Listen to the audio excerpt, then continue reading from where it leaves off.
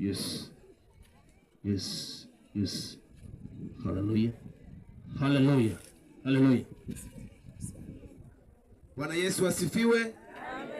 Amen. Kama nilivyokuja kujitambulisha, majina yangu ni hayo, lakini pia huyu ndugu Hamisi ninalo neno la kueleza, lakini pia ni ushuhuda kwa wakazi wa mji huu ambao mmepata neema ya kuishi juu ya uso wa nchi tena leo, na ni ushuhuda wa kutisha sana, kwa sababu tunapoishi chini ya jua tunaishi kwa hesabu maalumu.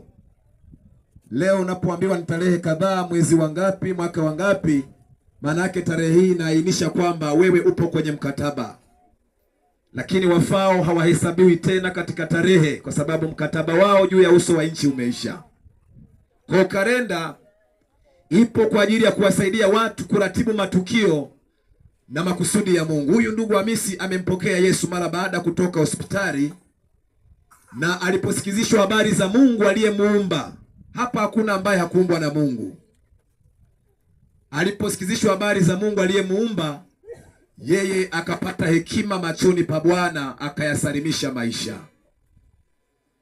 Aliyasalimisha maisha, na kauli zake za mwisho zilikuwa zikizungumza, anasema mimi nashukuru kwa sababu nimeipokea hii imani.